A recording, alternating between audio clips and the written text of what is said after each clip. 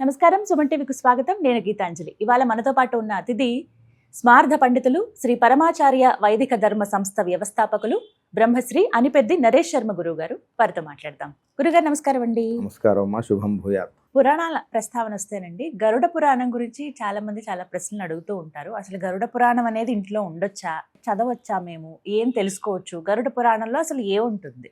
చాలా మంచి విషయం. అందరికీ ఒక అపోహ ఉంది. ఏమిటది అంటే గరుడ పురాణం ఇంట్లో ఉండకూడదు, దాన్ని చదవకూడదు అని చాలా మందికి ఒక అపోహ, భయం. అపోహ కంటే కూడా భయం.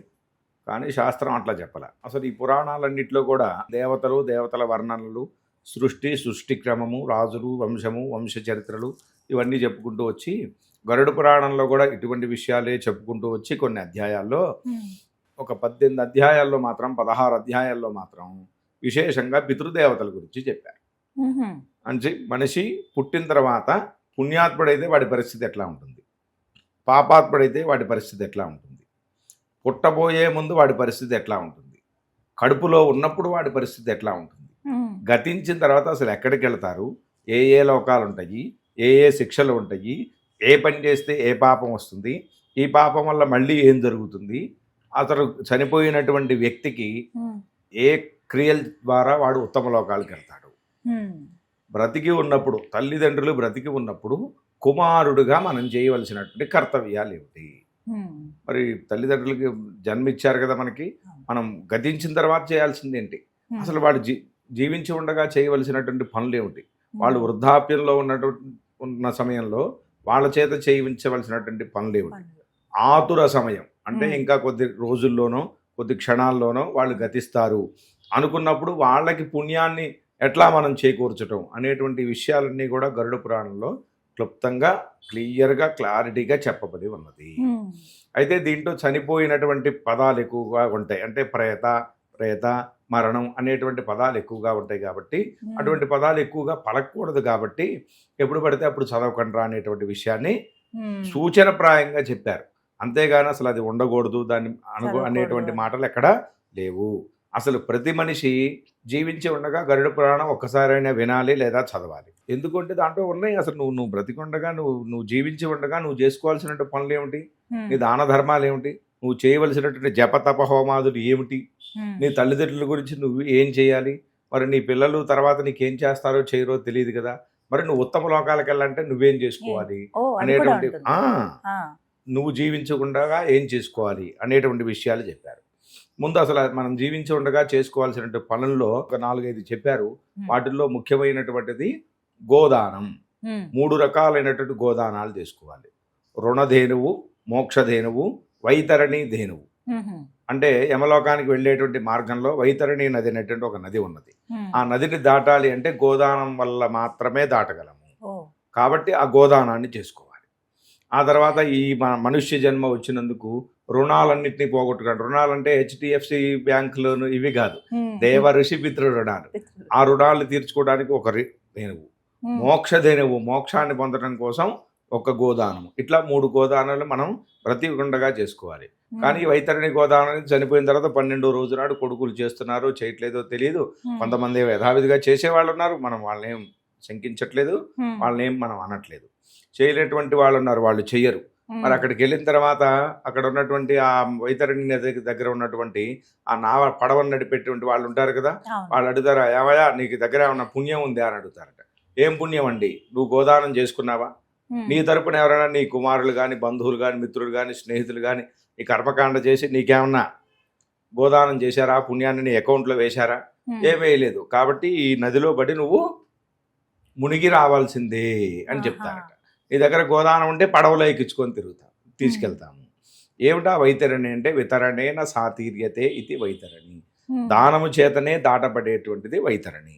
కాబట్టి జీవించి ఉండగా గోదానం చేసుకోవాలి. ఇక కుమారులు చేస్తారో చేయదో మనకు తెలియదు, ఆ విషయాలు మనం ఎక్కువ మాట్లాడకూడదు, ఎవరికి వాళ్ళకి జీవించి ఉండగా చేసుకోవాలి. ఒకటి. తర్వాత వృషోత్సర్జనం అనేటువంటి ఒక క్రతువు ఉన్నది. అంటే ఆవుని, ఎద్దుని తీసుకొచ్చి వాటికి కళ్యాణం చేసి, పూజా కార్యక్రమాలు చేసి, హోమం చేసి, బలి ప్రదానాలు చేసి, ఆ హోమం చేసినటువంటి దాంట్లో శంకు చక్రాలు రెండింటినీ కూడా కాల్చి దానికి అచ్చు వేయాలి. దీనికి వృషభానికి ఆ, వేస్తే ఆ వృషభం ప్రపంచం అంతా తిరుగుతుంది. ఆ, తిరిగి ఆవులతోని సంపర్కం చేస్తుంది. గోసంతతిని భూలోకంలో అభివృద్ధి చెందిస్తుంది. ఉమ్, అది పిల్లలు లేనటువంటి వారు, అసలు పిల్లలు లేనటువంటి వారు, ఉమ్, ఆడపిల్లలే ఉన్నటువంటి వాళ్ళు, పిల్లలు ఉన్నప్పటికీ కూడా మావాడికి ఏ నమ్మకం లేదంటే అసలు దహనం కూడా చేస్తాడు చేయలో అనుకునేటువంటి వాళ్ళు ఈ క్రతువుని వాళ్ళు జీవించకుండానే చేసుకోవాలి. ఉమ్, దాన్ని వృషోత్సర్జనం అంటారు. ఉమ్. ఇది కూడా చాలా మహాపుణ్యప్రదమైనటువంటిది. ఓ, అట్లా చేసినట్టయితే 101 తరాలు పితృదేవతలు ఎప్పుడో ఎక్కడో ఏ లోకంలో ఉంటారో, నరక లోకాల్లో ఉంటే వాళ్ళు ఒక్క క్షణంలో లేచి ఉత్తమ లోకాలకు వెళ్ళిపోతారట. దాన్ని వృషయజ్ఞం అన్నారు. ఉమ్, తస్మాత్ సర్వ ప్రయత్నేన వృషయజ్ఞం సమాచరేత్ అన్నారు. ప్రయత్నపూర్వకంగా మీరు ఈ కార్యక్రమం చేయండి, ఉమ్, వృషోత్సర్జన చేయాలి.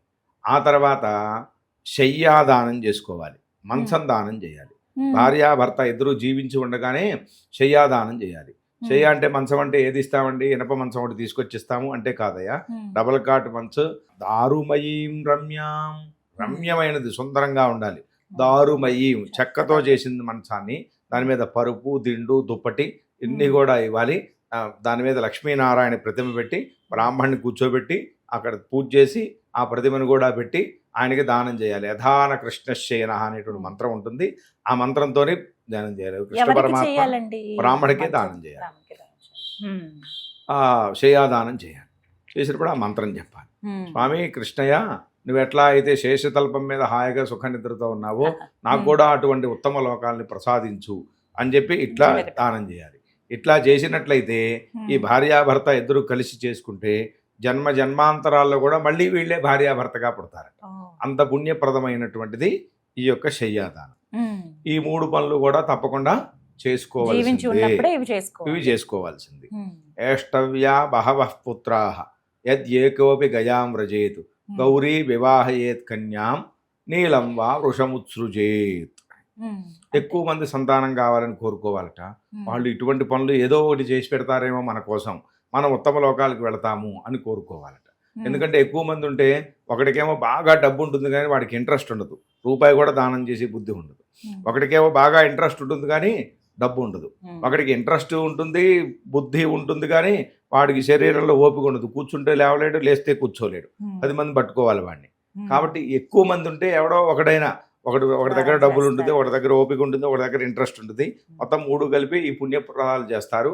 దాని ద్వారా మనము మన పితృదేవతలు కూడా తరిస్తారు.